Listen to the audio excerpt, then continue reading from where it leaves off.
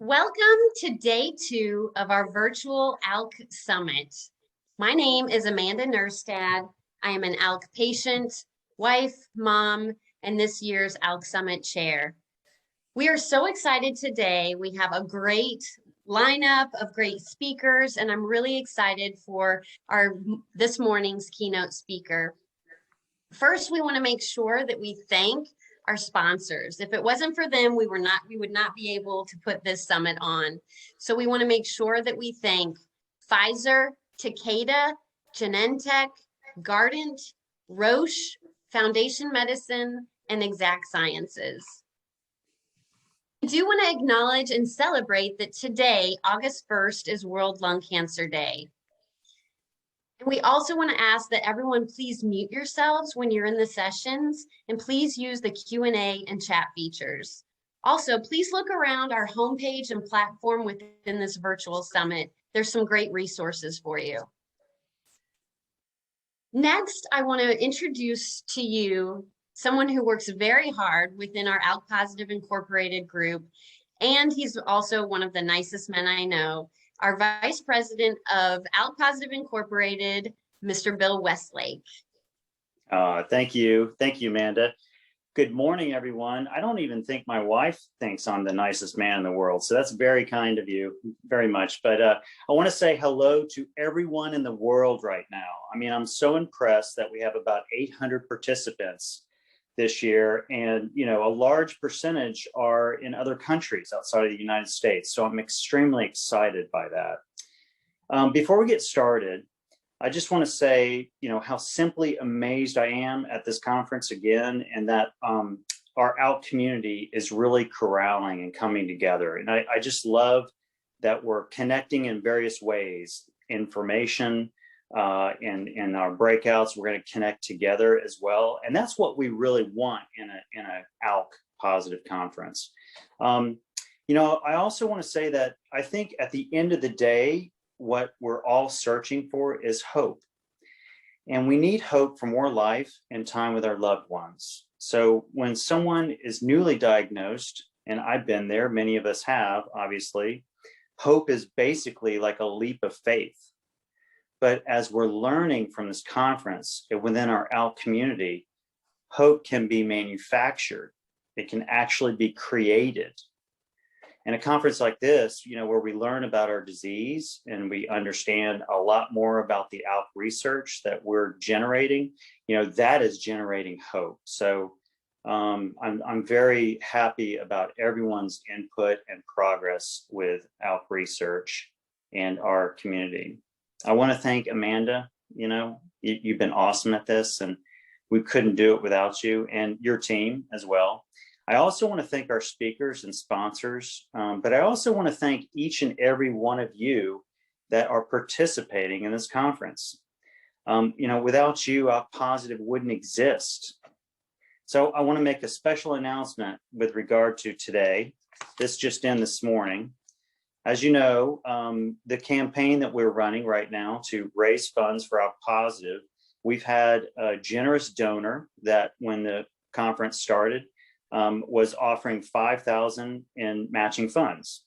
Well, we've had, as of yesterday, someone else volunteered, and her name is Michelle Running, pledged $5,000 in matching funds as well. So the original donor went from $5,000 to $20,000. We had Michelle yesterday come in at $5,000. So we have a total of $25,000 in matching funds. And that's just amazing to see that level of commitment, honestly. So I checked out the campaign, and just yesterday alone, we raised $12,000, just over $12,000. So that's pretty amazing. And it took 24 individuals to do that. So we're forever grateful. But the funds that come into ALK-positive are there for us to, basically generate hope. And so we can't thank you enough. If you do want to make a donation today, I just want to remind everyone, go ahead and go to the ALK Summit homepage, and on the top right is your donation link, so you can access that. So on to fun things here and more information. I was checking out the ALK-positive Facebook group this morning, and I saw a lot of comments about people, their brain hurts, right? I saw one comment about their brain specifically hurt outside of brain mets, for crying out loud. So what that tells me is, you know, we have an amazing conference full of ALK positive related information. We're learning about how to self-advocate and improve our own care. And so I just want to thank everyone for the doctors and ALK specialists in particular. And today is another specialist in our camp. You know, we're fortunate. Her name is Tasneem Ahmed, and you can call her Taz because she's way cool, and she's a huge ALK positive supporter and fan. So I'm very excited to introduce her. A little background: Taz has been in oncology diagnostics for over 16 years. She's very passionate about biomarker testing, and in a recent role with Roche Tissue Diagnostics, global Roche Tissue Diagnostics, her main focus has been ALK biomarker testing and analysis. So that's what we're going to learn a little bit today. Amanda Nerstad, I just want to give a little background, met Taz at Roche and immediately connected her with our ALK family. So thank you for that, Amanda. Let's pull up a photo. If you want to see passion, you're looking at it right now. So this is Taz. Take a good look at these two photos. This is Taz supporting ALK positive at the Mount Everest Base Camp. Taz shared with me over the years that she has tackled a few of the peaks, specifically in the Himalayas, Mount Everest Base Camp, which you see here, Killer Mountain Base Camp, and Rush Peak. Also, Taz has plans on completing K2 camp after COVID, which K2 is a big, bad reputation right there. So if you haven't guessed yet, she's kind of a thrill seeker. And if you call her Taz, the Tasmanian Devil, I think she would recall that, because I think she mentioned she's been called that many years. Now, lastly, I'll end on this kind of thrill seeker note. While in Dubai, she skydived over the Palm, which is that enormous hotel that was built over the the man-made island.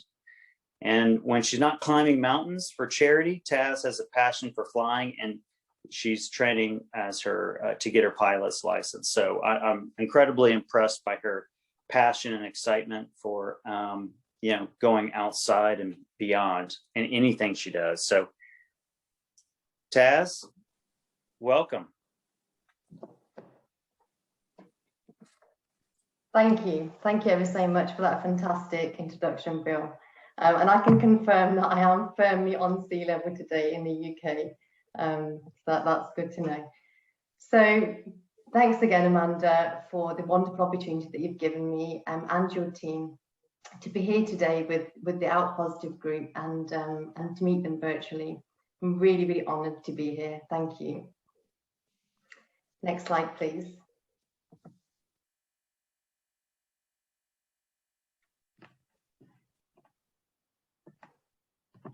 Thank you. So good morning, good afternoon, and good evening to everyone around the world. And I'll be kicking off today with a session today focusing on diagnostic biomarker testing for ALK positive lung cancer patients today and tomorrow. So my talk is not affiliated with any pharmaceutical or diagnostic companies that I worked for previously or my current employer. Next slide, please. So in the next 30 minutes, I will cover a brief background to lung cancer, the clinical relevance of ALK positive, why it's important to identify ALK positive patients, what the current ALK testing clinical guidelines and practices around the world, followed by ALK testing challenges, and then finally we will touch on ALK testing in clinical trials, and then finally closing off with a Q&A session. Next slide, please. Thank you. So let's start off with background to lung cancer. Thank you. So lung cancer survival rates over the past 50 years have increased significantly, And this can be seen in the bar chart here. You can see that there's a steep upward trend in survival rates, and these have doubled over the course of years. The data here that's listed is from a UK epidemiology paper, but we do see similar trends across the world. And this increased survival rate for lung cancer patients continues today as we see more and more medical and scientific advances as they were discussed yesterday. Next slide, please. So in terms of healthcare systems, we are seeing a growing proportion of healthcare budget attributed to lung cancer and lung cancer diagnostics. And this is across the various healthcare systems across the world. And we see an increase in costs that's dedicated to lung cancer. And this means early screening and diagnosis, and of course, patients receiving the appropriate treatment for their disease. And this all contributes to a better quality of life and improved survival rates. Next slide, please. So not all lung cancer patients are the same, and this schematic drawing will be very familiar to most of you, and it shows that lung cancer patients are categorized or subtyped into various groups based on diagnostic testing. And this is done so that the appropriate therapy can be administered by the physician. So approximately, as you're all aware, 85 to 90% of lung cancers are NSCLCs, and the remaining 10 to 15% are small cell cancers. And this is not listed on the diagram here. And then after further laboratory testing, NSCLCs are further subtyped into adenocarcinomas or squamous cell carcinoma. And once these two subtypes are identified, further diagnostic tests are carried out to identify which gene is actually driving that cancer, i.e. which gene is faulty. And you can see that ALK-positive patients fall in the adenocarcinoma subtype, together with the other clinically relevant biomarkers such as EGFR and ROS1. And sorry, the R here is covered by the red box. So to point out that these three biomarkers are mutually exclusive, which means that we generally see one of these three genes being faulty at any one time.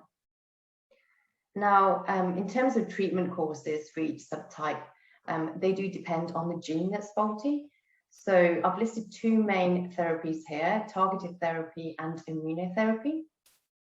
So targeted therapy refers to drugs that bind to specific proteins and genes and block them. And immunotherapy is therapy that harnesses the patient's own immune system to destroy the cancer cells. And then in terms of mutation, rearrangement, and expression, these phrases are the way that the gene has been altered, and I will cover this in my next slide. Next slide, please. So what are faulty genes? So genes which make up our DNA can become faulty in three different ways. You can have a mutation, which involves a single base deletion or insertion, a rearrangement, which is the movement of DNA sequences to a different position, and then expression, which is the gene, which is when the gene is overexpressed and so is continuously in the on position. And all three of these genetic changes result in an abnormal and increase in cell proliferation. Next slide, please. So the clinical relevance of ALK-positive. So what is ALK? And again, I'm sure you're all very familiar with this. So just for completeness, ALK stands for anaplastic lymphoma kinase, and the ALK gene codes for ALK protein receptors. So everyone has the ALK gene, but changes in the ALK gene can increase your chances of developing certain types of cancers, for example, lung cancer. And then if an ALK gene becomes faulty through genetic rearrangement, it results in faulty or overexpressed ALK receptors. And this results into abnormal cell proliferation. Could I just have the animation, please? Thanks.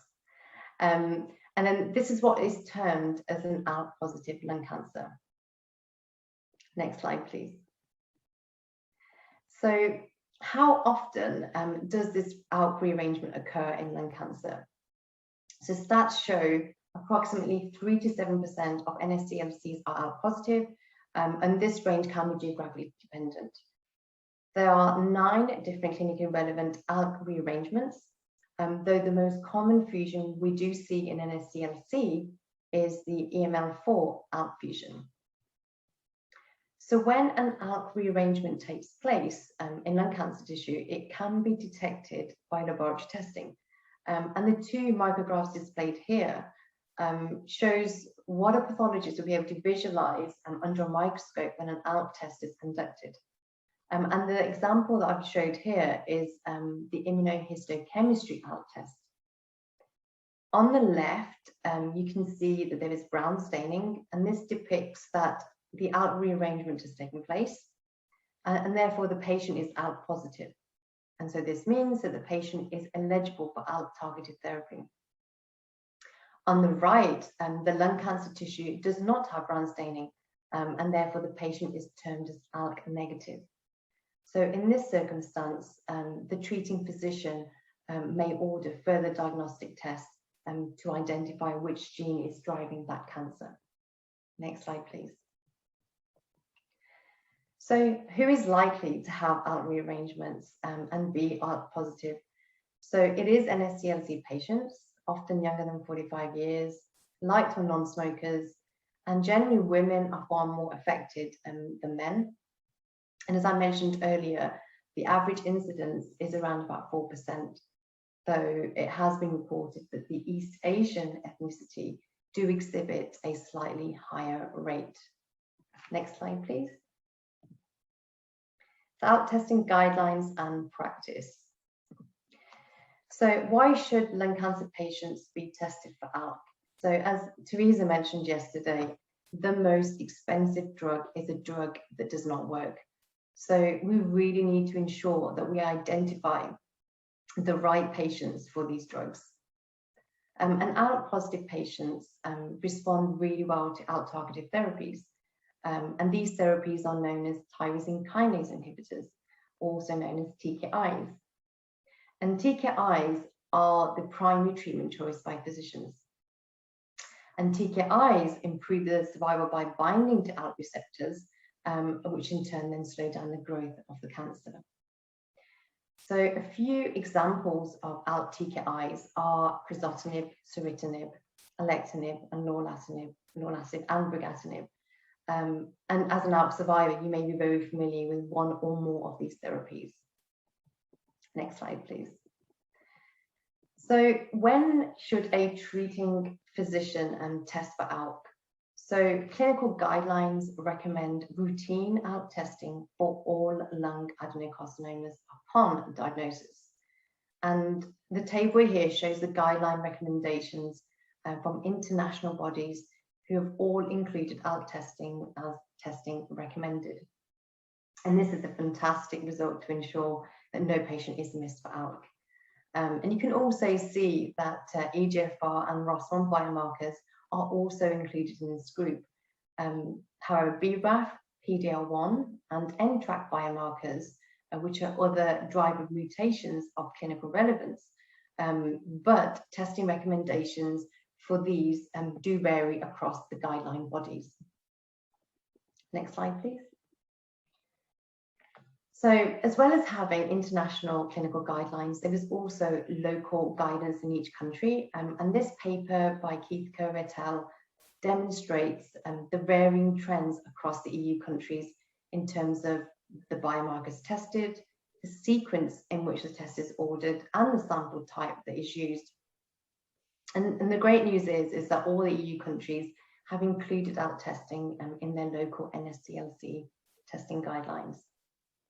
So I wanted to also touch on the concept of reflex testing, which is listed here in the center grey box by the blue circle. So reflex testing means that the test is performed automatically without the intervention of the physician. So the physician does not need to order each biomarker separately. And this usually involves a panel of biomarkers which are ordered upon diagnosis. And obviously this means that you're saving a considerable amount of time. Now, in contrast, on-demand testing, these are tests that are ordered individually by the physician, and with each biomarker being requested sequentially based on the previous test result. Next slide, please. So let's take a deeper dive into ALK testing. So there are two main technologies that are used to identify ALK-positive patients. The first method identifies the rearrangement at the gene level, and the second method identifies the product of the ALK gene, the receptor protein. And both of these test methods are widely available across the world. But regardless of which test method is used, expert guidelines recommend that all NSCLC biomarker results, including the ALK test, should be available within 10 days of receiving the patient sample. And this is really so appropriate treatment could be administered to the patient before their treatment plan is made up. Let's take a look at the various ALK test methods. Next slide, please. So there's a number of ALK methods that are in practice today in the laboratory, and the test methods that analyze the ALK gene are listed on the left-hand side of the table. And these are FISH, PCR, NGS, whereas immunohistochemistry, which identifies the ALK receptor protein, is shown on the right. So the gene methods allow for genetic variants to be identified, as well as resistant mutation, and also other biomarkers of interest can be run in parallel on the same tissue sample. As for IHC, this has its own advantages. The tests are generally lower in cost. The test can be completed within hours, so this means a much faster turnaround time for patient results. And the technology is really simple to use, so it's accessible to most labs. And this is really critical because some of the technology that we do have out there is limited to just research-based institutes. And the disadvantage of gene methods are that they are more costly since it involves complex technology. And this also means longer processing time for patient results. Whereas IHC's main drawback is that it does provide a single test result per single tissue sample. So at times where the patient tissue is limited, this can pose a challenge. Now, in terms of sample types, the gene methods can utilize both tissue and blood, whereas with IHC, only tissue can be used. And having the option to test ALK in blood is a great advantage for those patients who are too sick for a biopsy or for monitoring the disease during therapy. Next slide, please.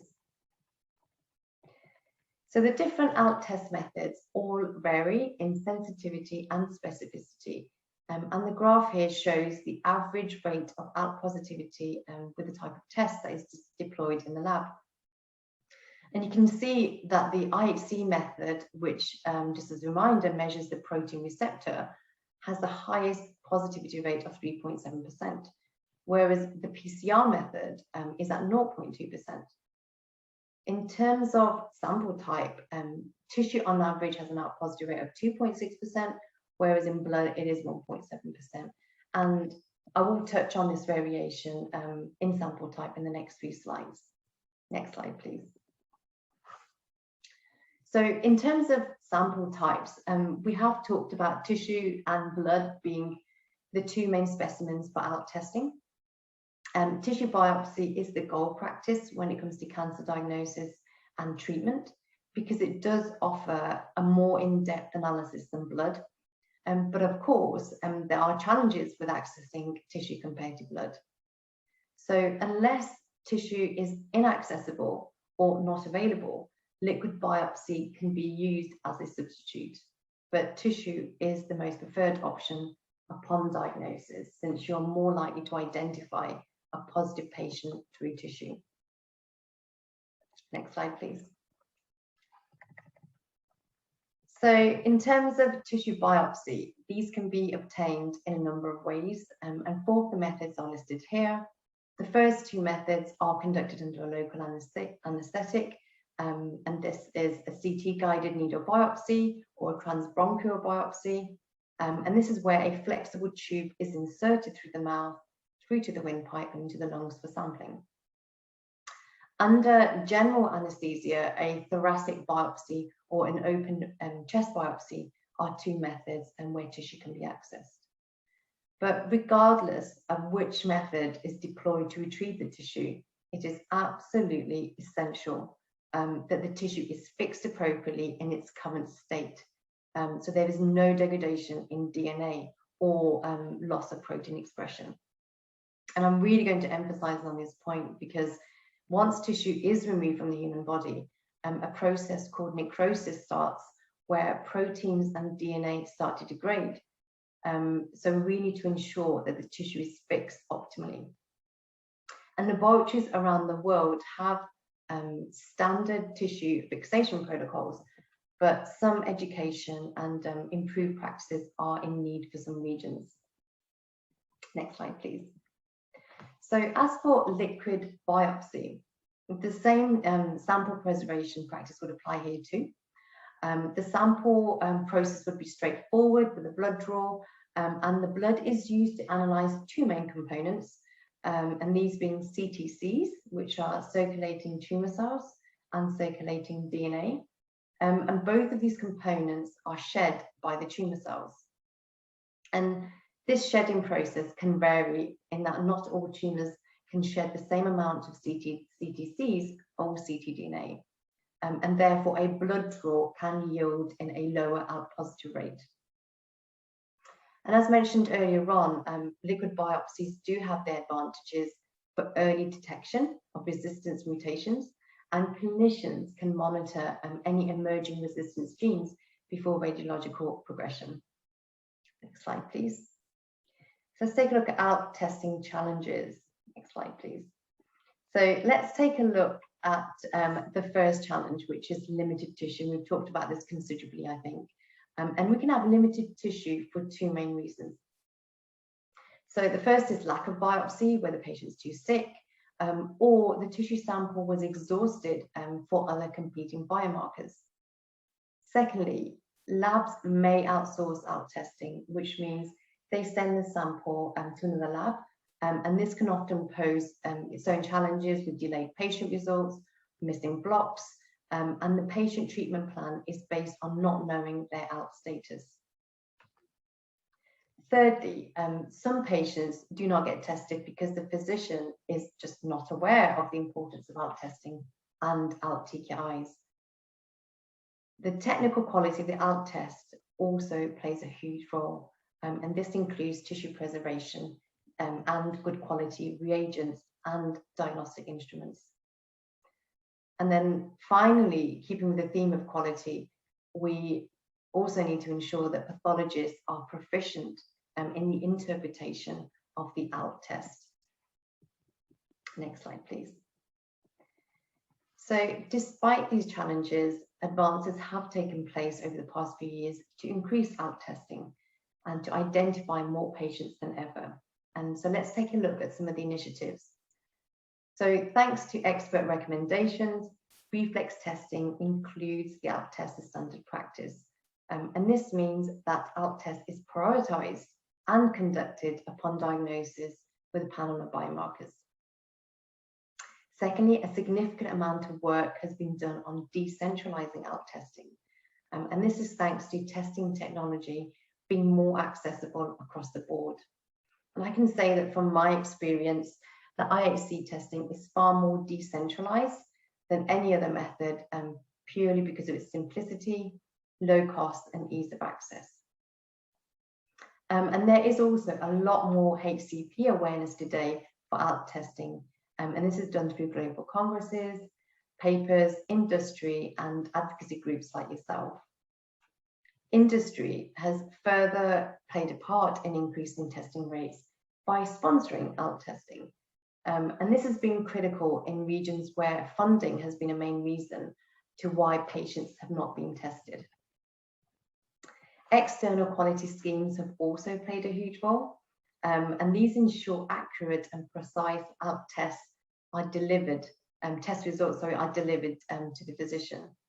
And there are a number of global EQA schemes that monitor the quality of ALK testing, and we're seeing more and more labs subscribing to such schemes. And lastly, not leastly, as I mentioned, patient advocacy groups like this positive group, ALK-positive group, has made huge strides in creating awareness on ALK testing. So your voice is heard and is so very powerful. So well done to all of you. Next slide, please.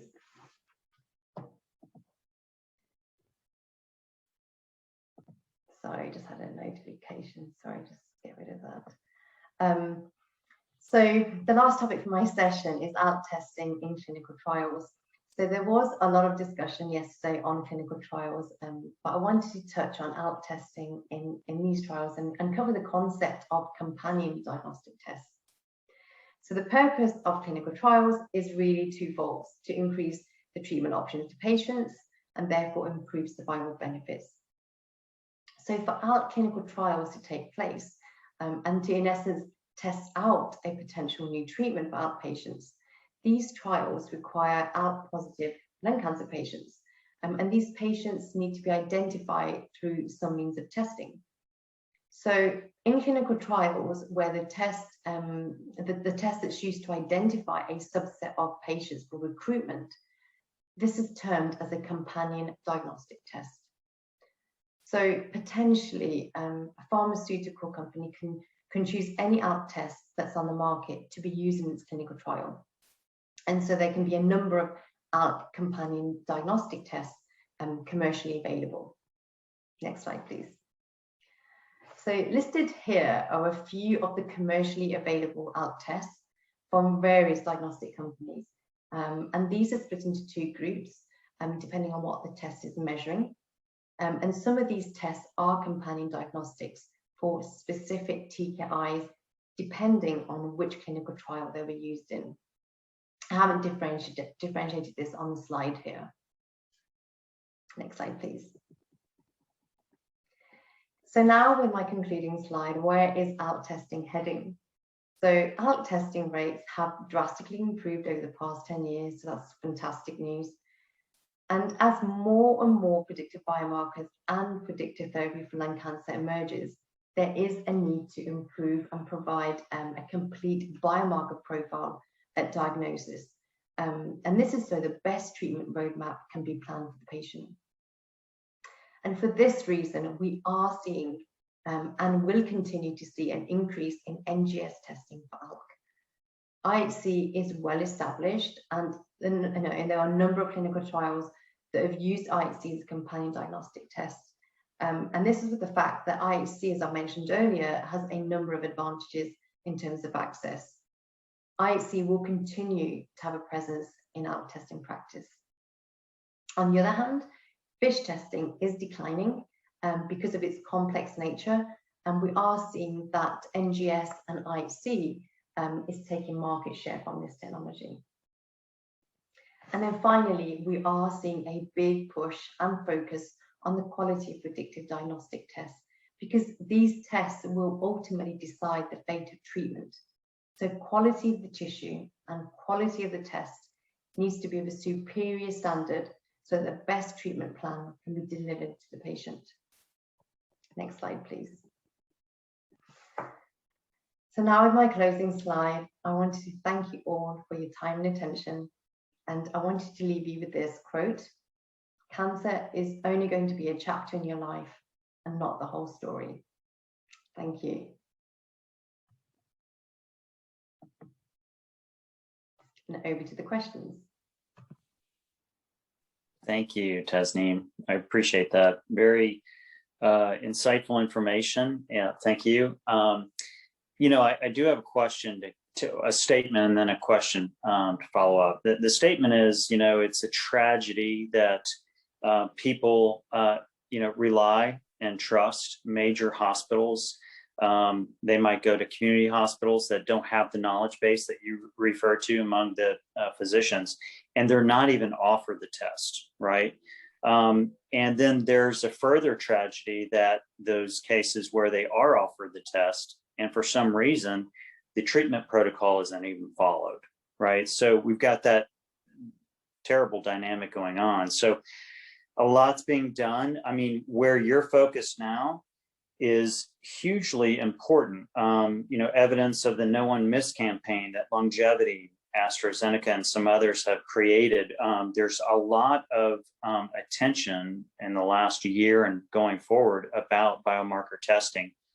So I hope to see a lot of more progress being made out of the awareness overall, and that the numbers start upticking and we start, saving more lives. So I do have a question. You had mentioned about, ALK positivity can vary with different ALK tests.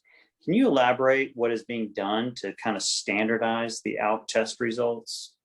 Yeah, absolutely, Bill. No, really, really good question. So I think not just for ALK testing, but the quality of any predictive diagnostic test is critical in medicine, because as I mentioned earlier, it does dictate, ultimately dictate the patient's therapy and what treatment regime they're going to be put on.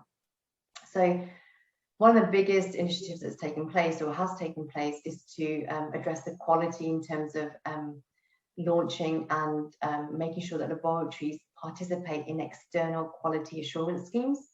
And some of these have been globally established, where laboratories subscribe to them for their feedback on how well they're doing in terms of their testing quality. And some of these schemes are internationally renowned and attract participants across the globe. So, for example, in the US, we've got the CAP organization, College of American Pathology, and we've got a big UK NEAT class, which in the UK, which is a big external quality assurance scheme. And we get participants subscribing to these schemes from across the globe. And then also we have local individual EQA schemes in each country. And again, these schemes can vary. They can assess the laboratory's technical capabilities, how well they actually perform in the test themselves. But also what we're seeing with these predictive markers is the pathologists have actually also assessed on their interpretation of the results. And that's really, really critical. We've got that training piece in there as well. And I think also to add, I think from the, with my global experience, that in the US and EU, I think it's safe to say that a lot of the laboratories are well versed with quality schemes, and a majority of them do participate in their, in a scheme of such, really to, ensure that their quality testing is present, and also to maintain their accreditation, because some of the labs in some countries require accreditation from a certain body to hold a clinical certificate. But I must add that, especially from my Middle East experience, there is some gaps in emerging markets, and some work does need to be done in this area. And then one of the initiatives that I did undertake in the Middle East, which really helped their quality clinical testing, quality of clinical testing, was to set up the region's first digital quality interpretation scheme, which provided support to laboratories to improve their skills, the practical element, and also the accuracy of the interpretation. And then also, I think in terms of quality on a wider scale, but more localized to EU, there is a new directive actually next year that will be implemented for, it's called IVDR, in vitro diagnostics regulation, and it was implemented in May 2022. And what this in essence will mean is that all diagnostic tests that are on the market will have to conform to these new regulations. So diagnostic companies are currently running frantically to make sure that all their diagnostic tests that they are delivering to laboratories and hospitals around the world will conform to this IVDR. And those tests that do not conform will be removed from clinical testing. And that's a big effort, which is focused in the EU next year. Excellent, excellent. Well, in addition to the conformity and making sure it's all standardized, there was a chat question that brought up, why does it take so long to get testing results back? Like, what are the factors that impact that time? And, time is of the essence. We're all very, high in urgency. Absolutely. Another good question. And I can answer this in a way of how long is a piece of string. So first of all, it does matter on the type of test that's being deployed. So obviously I mentioned earlier, the gene methods generally do take longer because it's a complex technology, and whereas the IHC, the protein receptor methods, are more simple, and you know, the turnaround time is only a couple of hours. Well, we can go into the details of that shortly, but I think backing up a little bit, regardless of what test is used, you have to actually process the sample. As I mentioned earlier, the quality of testing is absolutely critical because, as we say in English, if you put rubbish in, you're going to get rubbish results out at the end of it. So, you know, and the pre-analytic stage, which is referred to as fixation, and as I mentioned in my talk, we need to make sure that the tissue is fixed, and that does take, you know, it varies in, you know, on different protocols and different laboratories, but it can take up to 2 days to just make sure that tissue is fixed in the right state and then sectioned appropriately. And, you know, the slides need to be prepared and prepared for testing. So that all takes time. And then the test itself can take time as well. So I mentioned the NGS technology, which analyzes the gene level, takes longer. They're just longer turnaround times because of the detail that's necessary. Whereas an IHC test will take, you know, between 3 to 4 hours. And then once you have got the result, it's making sure that it's got that face time with the pathologist to be able to interpret that result in terms of patient treatment plans for the oncologist. Well, I'll share a personal story. In my case, I was diagnosed 4 years ago, and I received a tissue needle biopsy. All right, that was from Hospital A. Then I got a second opinion from Hospital B, and they wanted my tissue results as well. I just discovered after a long process that it took 13 weeks for me to find out from Hospital B that it was inconclusive, right? So Hospital C, and I'll name them, MD Anderson, basically said, okay, while you wait for your tissue, we'll give you a liquid biopsy. And I found out, you know, my results in about 6 days. So I already knew I was ALK positive before Hospital B came back to say, your tissue sample is inconclusive. So this is a huge topic among not only ALK positive, but all of lung cancer. How, you know, do we work both tissue and blood? You know, we have insurance, right? That will approve under certain conditions. So you've got the diagnosis stage and you have the progression stage, right? And these are tools, valuable tools. So at diagnosis, what do you see the trends happening or will happen related to tissue and blood being used perhaps simultaneously? Absolutely, a really good question, Bill, because that is something that we do face quite significantly. And as I mentioned earlier, tissue is a gold standard, but at cases like yourself, as you just discussed, you know, where there's a liquid biopsy, you can get quicker turnaround times, and access to blood is, you know, it's easier. So in terms of going forwards, and I have seen this in most of the institutes, the advanced institutes, is that where liquid biopsy is used, fantastic, get the results ASAP, get the patient on treatment. It's only when, say, the liquid biopsy is negative that then the tissue is then, you know, reverted back to say, actually, let's just double check again to make sure that the tissue is negative as well. So you can definitely see liquid biopsy probably, you know, taking over that kind of tissue space. But yeah, absolutely, you should always default to the tissue to make sure that you've done all the checks and crossed the I's and the T's. Yeah. Yes, absolutely.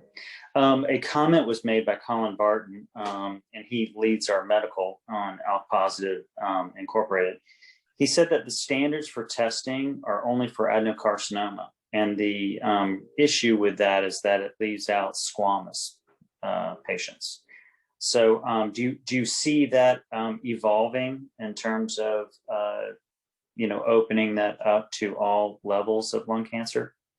Yeah, absolutely. There's more and more therapies that are emerging for squamous cell carcinoma and small cell, and as we're seeing these therapies come up front, they all require or should require predictive biomarker testing. So, you know, it is really the therapies that would drive testing because there's a necessity to test. So as we see, you know, more medical advances, we will see more testing on that space as well. Interesting. Well, I'm going to reach out to some more chat here and see what people are thinking. I think that what we're seeing here in chat is people's concerned with how long it's taking. So Amanda, if you want to read through some of those chats, that would be really helpful. I wanted to also address another area. In particular, you know, you've spent time in the US, you've spent time in European markets.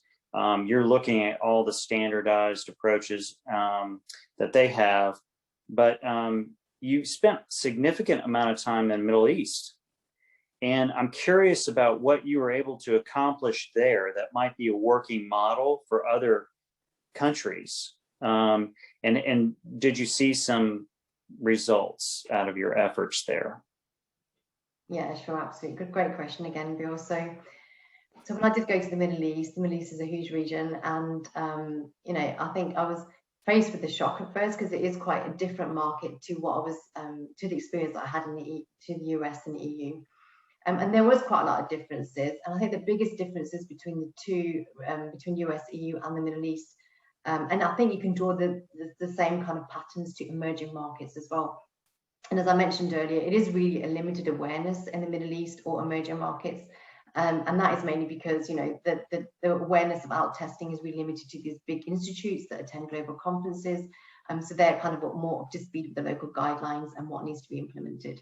And I think also the quality piece was a big deficient program in the Middle East that they did not have, and they weren't aware of how pre-analytics and tissue necrosis can affect predictive markers. So that was a huge effort. And as I mentioned earlier, the digital interpretation scheme that I implemented was a huge feat forward, and it is still ongoing today.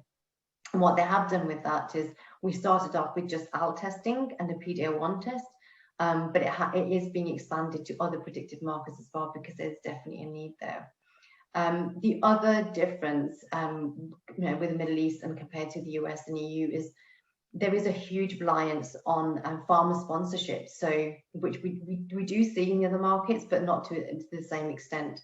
And that's great because they do heavily rely on pharma sponsorship. There is a lot more presence of pharma there where they are paying for the tests.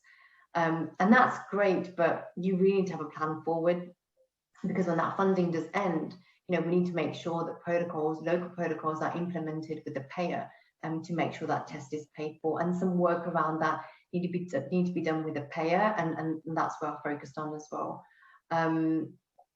Yeah, I think that probably covers all the focus, I think. Absolutely. I got another question teed up, but Amanda, do you have anything coming out of chat? Lots of questions. What about false negatives? For liquid biopsy, what's the accuracy rate, how tumor density or blood sampling can affect the test results? Any statistics show the false negative for ALK? Yeah, good question. Again, it's what I just touched on with Bill. So, you know, you can get false negative with liquid biopsy, which is why it's gold standard to always default to the tissue. And the reasons for getting false negative is because of, you know, the sensitivity, specificity of the test, and then also, you know, how much CTCs and ctDNA circulating in the blood as well. So, you know, there's a number of factors what test you're using. So of course, yeah, false negatives can be there and it's been documented, but just to be sure, you know, if there is a negative result on liquid biopsy, you should always revert back to the tissue. So if that is anyone or one of your friends that's being reported with those kind of results, do always push for a tissue and make sure that tissue test is done. So tissue is always best. Absolutely. Yeah. Tissue is the best. Yeah. Because when I was, before I even went on a TKI, I had a liquid biopsy and ALK did not even show up. I was part of a trial at MD Anderson. Every appointment, every 3 months, they would take a liquid biopsy and it never showed up. But then when I had a tissue biopsy, it showed up. So tissue is always best then, to remind everyone. Yeah, absolutely. There's also been some stats documented on fine needle aspirations where they make take the aspiration and make a cell block. And there's been one paper which did document that cell blocks could yield lower rates of positivity, again, because there's less tumor there. So that's just something to keep in mind as well, that cell blocks will yield lower positivity. So, you know, again, go back to a section of tissue that you can access if it's possible, of course. Is there any research going ahead with standard chemoimmunotherapy, SRS, while waiting for testing results versus waiting until results are received as far as outcomes either way? Not that I know of in terms of therapy, no.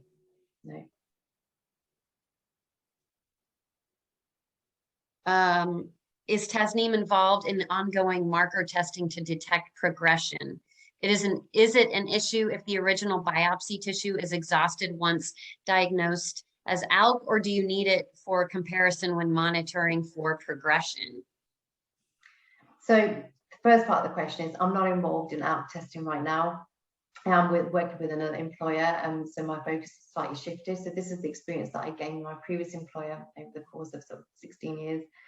So in terms of the question, I've not been involved, and I won't be able to answer that with what's happening right now with the rest of the team that I've left behind.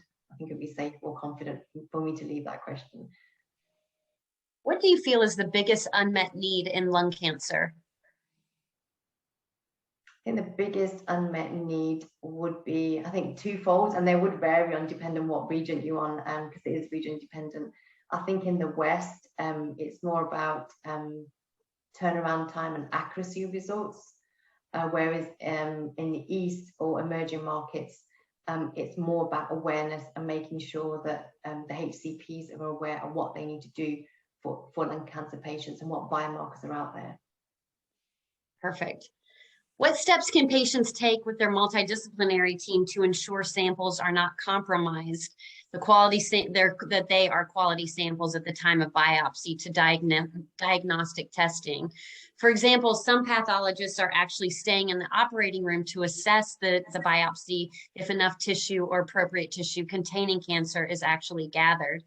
In our experience, we've seen a biopsy that was not able to be used, and it caused frustration on our part. What steps can patients take to help advance these on-site methods? Yeah, sure. There's a lot covered in that point. So MDT is absolutely on the way forward to get talking to the oncologists and pathologists to kind of link the two teams together.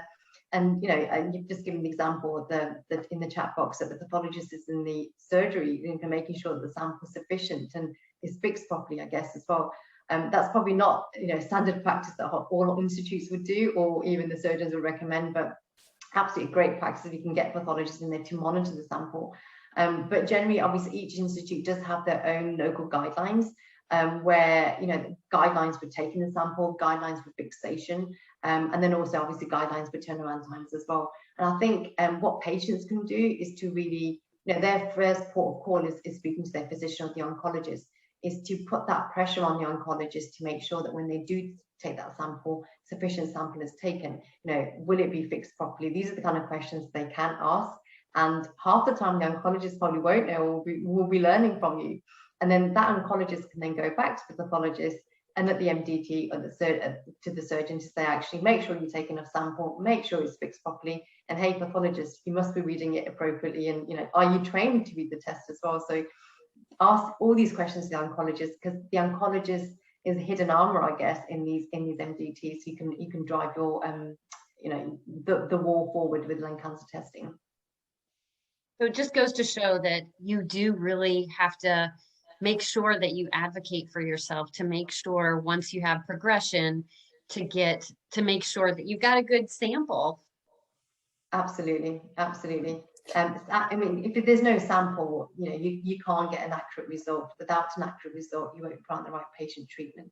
And so everything does start from the sample. And as we always say, the sample, which is belongs to the pathology department in the hospital, the pathology department is quite well, shall I say, there's not much focus on there, but yet that is where all the work starts, because without the sample, even the oncologist cannot get treatment results. Mm-hmm. So and I think probably sort of 10 years ago or 15 years ago, the focus on pathology and pathologists was not so huge. There was kind of like, we used to kind of say, it's pathology departments in the basement, they get forgotten, they're not patient facing. But now, I mean, pathologists have had to really come out of their kind of shell, because they are at the forefront of this, and it is to do with predictive biomarkers and what they're doing, because what they see and what they interpret will dictate patient therapy. So the swings are being turned a little bit in terms of the pathologists and the oncologists now. And there is a lot more communication that's going on between the two. Whereas before, prior to predictive therapies, emerging as many as what we've got today, there was not much communication going between the two, because the pathologist will just kind of send the report, oncologists would dictate the treatment, and that was it. But now there needs to be that kind of continuous dialogue to ensure that the right results are given to the right patient. If I could jump in real quick, Amanda, I did have a question that relates to another challenge, and that is, not all biomarker tests that are ordered have all of the covered mutations. So if we have over 20, I think, driver mutations around that we know about, not all are targetable. However, certain hospitals may not have standardized in various countries as well what they test for, and they leave some out. And also, I noticed on one of your slides in the various countries, the order of the tests are different too. So, what progress could be made, and what do you see happening in the future with regard to making sure that all tests ordered cover all of the mutations? For instance, we recently had, I think it was the MET exon 14 skipping, right? And there's new targetable therapies coming out, and it's changing so quickly. How do oncologists who order these tests stay on top of getting all of the targetable mutations covered? Yeah, and a really good question, Bill. So I think the key focus is, awareness and education. Again, it will come back down to with oncologists. And that's done mainly through industry, global congresses, journals, papers. And as you mentioned earlier on, you got those great results from MD Anderson. So it's those kind of institutes that can really kind of, bring that argument forward. Again, what do we do with the local community hospitals? And I think this is where the gap is between advanced institutes and local community hospitals, is to really bring them onto that journey and to kind of focus in on them, because we do all this work with these big institutes, but are we spoken to the preached already, should we say? Whereas the lower community hospitals, who we need the awareness, we need to kind of focus in on them. So again, it will be just creating awareness, attending local conferences, making sure that patients are asking questions, because changes will only take place in these hospitals with this lack of awareness if the patient's asking those questions. And if they've not got a push from the patient, then really they'll just continue doing what they've been doing for a number of years. Mm-hmm. And again, as I mentioned earlier, the regions do vary in awareness and knowledge. We've got some regions that need a lot more focus and a lot more hand-holding, whereas other regions, the US and the West, they're pretty competent in that sense. I think the other piece of, just to cover with the difference with the regions, was that, the Middle East also sent out a lot of their testing actually externally, and it just comes back to the awareness and confidence in what they're doing. And I found that quite unique. I was like, wow, you were sending your ALK test or your EGFR test to the UK or to the US. And the reason for that was merely because they knew that it had to get done, but they, with those kind of regions, they really, the renowned expertise from US and UK hospitals is far more superior than their local hospitals. So, we really need to be able to bring that expertise and confidence to these regions so they are able to test locally in-house. So even though they may know about the test and why it's important, we need to start implementing decentralized testing in essence, so the results can be turned around to the patient in a timely manner. Perfect. We have just 1 minute to close, Tasneem. We're asking our speakers one final question. We are so thankful for your time and this amazing presentation. It was so great. Thank you so much. There's lots of comments in the chat, so thank you so much. One final question is whether it is personal or professional, because I know you have such a passion for adventure. What does Stronger Together mean to you? Thanks, Amanda. So Stronger Together is personal and professional, actually means working together, because I'm actually afflicted with cancer within my family as well. So it's a personal and a professional mission for me to do what I'm doing. And Stronger Together to me means working together and in strides for our cancer mission. And this includes industry, healthcare, which obviously, are at the forefront of medical advances, and patient care. but it's the patients and the caregivers' voice and awareness that really helps us to accelerate in our mission. And you know, we need every single one of you and your voice and your mission to this goal on board with us. And as they say, if you want to go fast, go on your own. But if you want to go far, you know, go together. So keep on doing what you're doing, because we are stronger together. That was well said. Thank you so much for that insight and your discussion today. Great information, very much a great help to this and relevance to our group. So thank you very much. Thank you all very much. We do have a very exciting announcement that when Bill announced that our donations would be matched up to $25,000 today during the summit, we have another anonymous donor that is willing to match the $25,000. So if you are willing, if you would like to make a donation to ALK-positive Incorporated during the summit, your donations will be matched up to $50,000. So thank you to everyone. And thanks again, Tasneem, for this amazing presentation. Everyone, I don't know if you're paying attention to the chat, but everyone is telling you what an amazing presentation. So thanks to everyone. And we're going to take a break, and then we will be back for the breakout room session. Thank you. Bye. Bye. Thank you.